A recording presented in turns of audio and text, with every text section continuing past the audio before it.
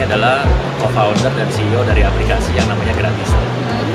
Gratiser adalah aplikasi yang memberikan berbagai gratisan tanpa syarat. Merchant kami meliputi kafe, resto, bengkel, salon, vape store, dan sebagainya. Ada di 8 kota.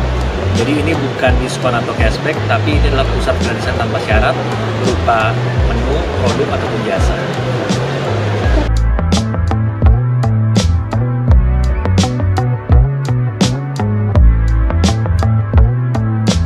Enggak, karena berbeda dengan aplikasi lain, kami tidak melakukan subsidi terhadap free complement-nya. Tapi kami berikan edukasi, training, bisnis coaching tentang bagaimana efisiensi mengurangi waste cost-nya mereka gitu ya, dan meningkatkan kunjungan ke store mereka ataupun restoran mereka.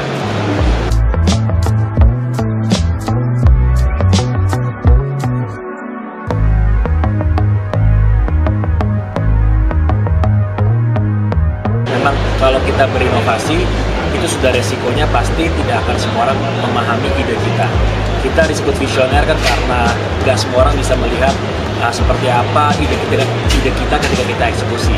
Jadi kita meyakinkan mereka pelan-pelan. Memang banyak merchant yang awalnya bilang, saya ngasih diskon aja nggak mau, kok ini malah minta gratisan tanpa syarat. Nah, kita jelaskan bahwa kalau diskon itu biasanya kan memotong margin dari produk atau menu tersebut. Tapi kalau free complement, gratis tanpa syarat, ini apa yang digratiskan terserah pemilik bisnis. Jadi kalau dalam bisnis kuliner misalnya, kita melihat betapa tingginya waste cost karena ada menu yang expire begitu cepat, kalau tidak terjual, ini akan terbuang sia-sia. Nah, sebagai pengusaha yang baik, kita akan pelajari polanya. Kita cegah waste cost-nya jangan tinggi, kita alokasikan daripada jadi waste cost, sebaiknya menjadi promotion cost. Kita invite orang datang ke tempat bisnis kita, dan karena ini adalah dining only, peluang cross-sellingnya bisa sangat besar kita lakukan. Nah, kalau kayak gitu kan kita nggak bisa tahu nih Pak, kalau menurutku ya, target pasar sebuah produk itu kan perlu. Nah, Iya. Dari Gratisnya sendiri, tahu nggak sih cara menentukan target pasarnya sendiri?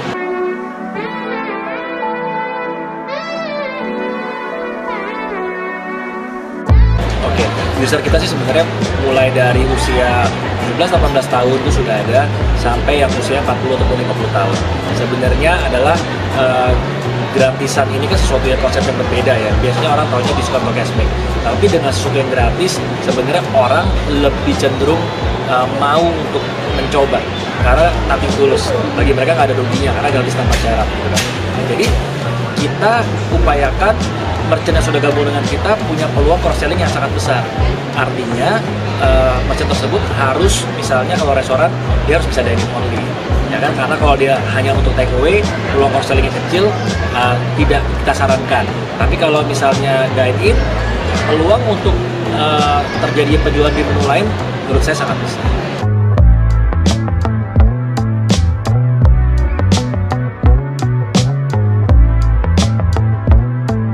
Memang faktor kunjungan user ke lokasi merchant itu sangat banyak. Jadi misalnya mulai dari lokasi merchantnya apakah strategis atau enggak, ya kan? Lalu free complement-nya menarik atau enggak, dan banyak faktor lainnya. Cuma kita menjelaskan kepada para merchant bahwa nomor satu, kita berikan gratis tanpa syarat, dan di app kita juga ada fitur dengan menggunakan GPS, orang bisa tahu apa yang dekat, nearby, jadi keluarnya hanya yang dekat-dekat aja dulu gitu. Dan seandainya pun kalau tidak terjadi kunjungan, merchant tidak mengeluarkan biaya apapun. Jadi dalam hal ini merchant juga sekarang jadi banyak yang berminat untuk bergabung ke kami.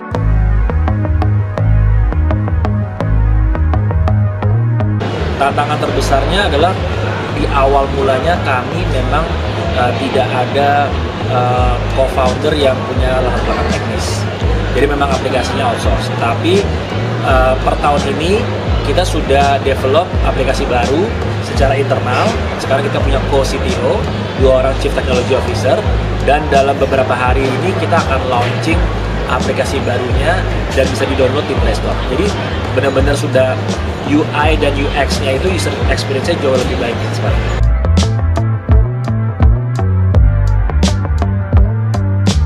Kalau dari awal malah sebenarnya hanya saya sendiri. hanya saya sendiri, yang sayanya juga tidak ada dana untuk membayar developer, saya juga tidak bisa coding karena latar belakang saya adalah kuliner, ya. Jadi waktu itu saya hanya menguji ide ini hanya dengan sebuah akun Instagram, gitu. Dan saya percaya bahwa kalau kita mau mulai eksekusi ide kita, apa yang kita miliki hari ini adalah apa yang kita butuhkan untuk mulai.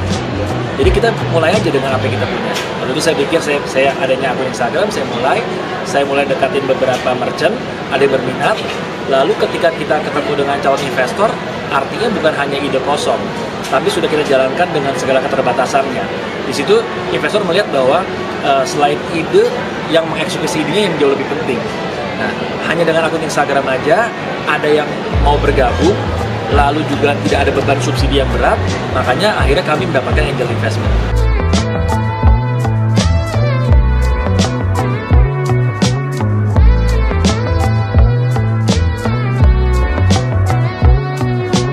Jadi ini adalah sesuatu yang benar-benar baru dan benar-benar bisa gratis tanpa syarat itu belum ada gitu ya. Nah, jadi investor melihat bahwa kalau memang ini bisa dieksekusi dengan dana yang tidak terlalu tinggi gitu ya, jadi bagi mereka ini adalah investasi yang layak untuk dicoba. Nah, untuk membuat investor tertarik dan sabar dengan kita gitu ya, hanya ada dua cara menurut saya. Nomor satu adalah efisiensi. Jadi kitanya dana operasionalnya kita tekan sedemikian rendah, sedangkan growth-nya kita buat sedemikian tinggi. Dengan demikian investor akan berpikir bahwa ini memang investasi yang secara matematika hitungannya masuk. Nah, dengan begitu kita bisa berkembang seiring berjalannya waktu. Jadi kita sebenarnya punya beberapa revenue model ya. Kita ada sumber pendapatan, ada beberapa. Tapi intinya ketika kita membangun satu aplikasi ya, sebenarnya saya nomor satu tidak membangun platform merchant, tapi kita membangun yang saya sebut ekosistem dari orang-orang baik gitu kan. Nah, jadi ibaratnya kalau sebuah kereta api, kita belakangan berbicara gerbongnya, tapi kita berbicara lokomotifnya yang bagus dan kuat. Jadi artinya ekosistemnya bagus, banyak yang mendukung, aplikasinya juga bisa digunakan dengan baik. Nah, kalau lokomotifnya bagus, kuat, lancar, gerbongnya nanti bisa macam-macam. Revenue stream kami saat ini, misalnya kalau lagi ada event, kebetulan sekarang banyak sekali mall ngajak gratisan kerjasama untuk bazar ataupun event. Itu merchant kami yang masuk ke mall itu bisa mendapatkan sewa yang sangat murah atau bahkan tidak bayar sewa hanya dengan bagi hasil. Nah, ketika event, gratisan mendapatkan revenue sharing dari event tersebut. Lalu kita akan segera luncurkan sebuah fitur ya yang namanya tebus murah dalam aplikasi kami. Jadi kalau ada kafe yang selama ini dia bagi-bagi donat gratis tanpa syarat, kita kan selama ini di gratiser free complement-nya itu 50 gratisan per 2 minggu. Nah, kalau free complement-nya 50 itu sudah habis, akan keluar fitur tebus murah yang artinya konsumen bisa membeli menu dari kafe tersebut dengan harga yang sangat murah. Nah, nanti akan ada sharing komisi dengan gratisan.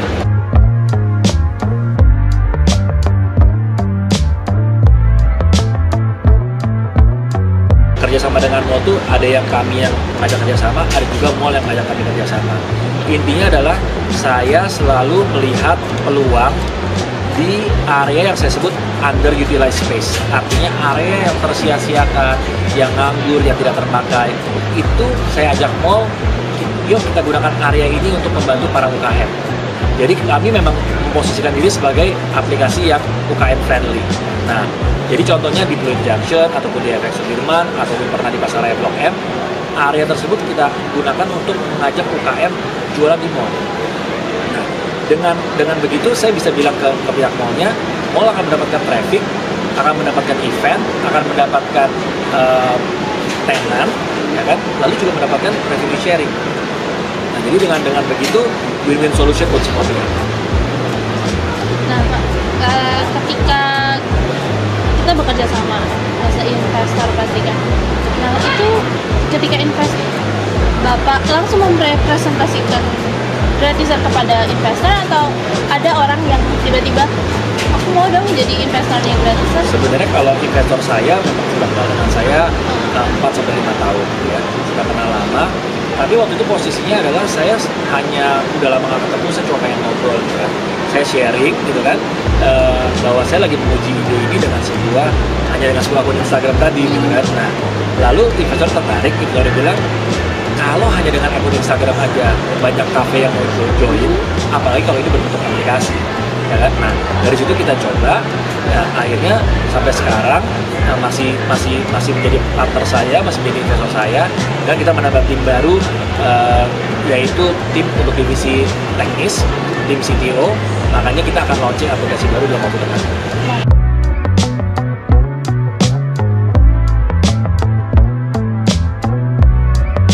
Nah, memang kita fokuskan di toko offline sekarang. Karena kita melihat tantangan toko offline ini sekarang sangat berat ya. Jadi mereka merasa bahwa saingan mereka adalah toko-toko online. Kalau saya bilang enggak, sebenarnya ini kerjasama yang saya sebut online to offline. Bagaimana karena mereka melihat dari aplikasinya secara online, jadi dia mau mendatangi secara fisik ke toko tersebut. Saya sering bilang banyak sosial media itu hanya membantu dari sisi awareness, biar orang tahu bahwa ada brand ini, ada restoran ini, ada bisnis ini. Tapi apakah menjamin trafficnya naik? Belum tentu. Nah, Gratiser membantu dari sisi itu, bahwa ini kita ada fitur nearby, kita bisa lihat apa yang dekat, lalu sudah dekat gratis pula, ya kan? Jadi peluang orang untuk mencobanya sangat tinggi.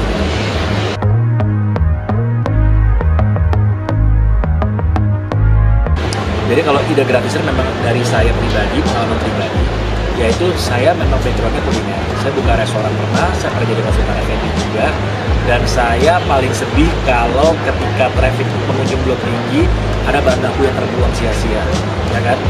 Indonesia sendiri adalah negara penghasil sampah makanan terbesar nomor 2 di dunia. Dan buat saya itu ironis ketika masih banyak orang yang butuh makan, kita jago buat makanan. Nah, saya sebagai pengusaha restoran waktu itu lebih suka makanan ini saya bagi-bagi secara gratis.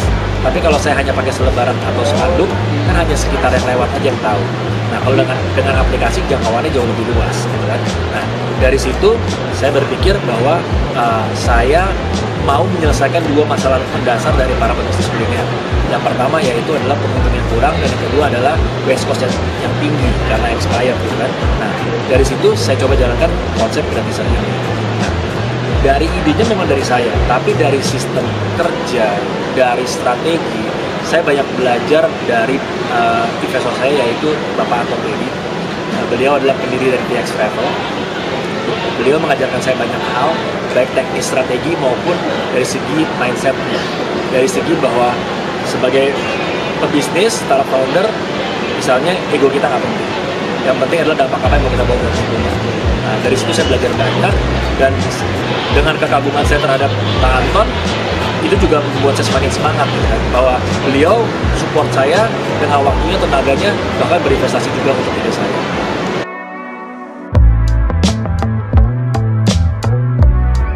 Jadi tujuan Gratiser ini ada dua. Yang pertama dari sisi merchant, kami tahu betapa sulitnya berbisnis kuliner atau berbisnis toko dan sebagainya. Kita mau membantu supaya mereka lebih bisa mengembangkan bisnisnya. Yang itu tadi, kita membantu bagaimana pengunjungnya meningkat, salesnya meningkat, waste cost-nya berkurang, gitu kan. Jadi membantu para pengusaha di Indonesia. Dari sisi user, kami maunya para user ini sekarang punya quality time yang lebih sering dengan keluarganya, dengan temannya. Kebayang nggak bahwa dulu misalnya seorang ayah karena dia harus berhemat, dia mungkin baru ajak anaknya itu jalan-jalan sebulan sekali ke mall, karena dia harus berhemat dengan dananya terbatas. Dengan adanya Gratiser, mungkin dia bisa seminggu sekali ajak anak istrinya jalan-jalan ke kafe, ke mall, tanpa takut boros lagi. Atau misalnya udah mau silaturahmi dengan teman, dengan keluarga, nggak perlu lagi berpikir, aduh nanti borosnya kalau hangout. Nggak lagi, dengan ada Gratiser, bisa gratis tanpa syarat. Misalnya kalau Mbak dapat misalnya snack gratis tanpa syarat gitu ya, kan kita tinggal tambah minumnya aja gitu ya. Jadi artinya dari usernya terbantu, ya kan, menjadi tidak boros lagi kalau hangout, dan dari merchantnya juga terbantu, jumlah pengunjungnya bertambah.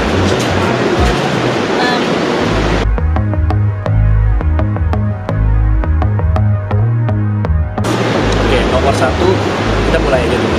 Tadi saya udah pernah bilang bahwa kalau kita mau memulai, sebenarnya apa yang kita miliki hari ini adalah apa yang kita mau mulai. Mulai aja dulu, perfect start itu mitos, nggak ada. Jadi mulai dengan apa yang kita punya, dengan segala keterbatasannya. Kalau langkah pertama udah kita ambil, nanti akan ada langkah-langkah berikutnya, kita ketemu jalan.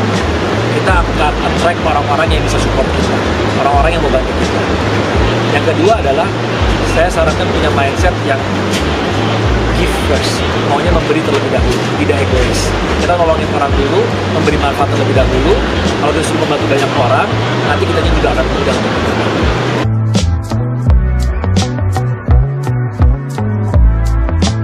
Betul. Jadi ketika kita membangun bisnis sangat-sangat sulit, apalagi kalau idenya baru belum pernah ada, gitu ya. Dan bagaimana berpikir positif, sebenarnya kita fokus pada goals-nya kita. Seringkali kalau kita sharing ide kita sama merchant, sama investor lalu ditolak gitu ya, saya sering bilang kemungkinan cuma dua, mereka yang benar atau kita yang benar. Ya kan? Sangat jarang dua-duanya benar atau dua-duanya salah. Nah, jadi kita kerja keras aja, kita kerja semaksimal mungkin, tapi bukan dalam rangka membuktikan mereka salah. Kita kerja keras karena kita tahu ide kita ini membantu banyak pihak. Yang tadi saya bilang, membantu para merchant, membantu para user. Kalau nanti ada orang yang menyesal pernah melakukan itu bonus aja buat kita. Ya kan? Yang penting ada orang yang terbantu dengan ide kita, itu tujuan kita, fokus ke sana aja.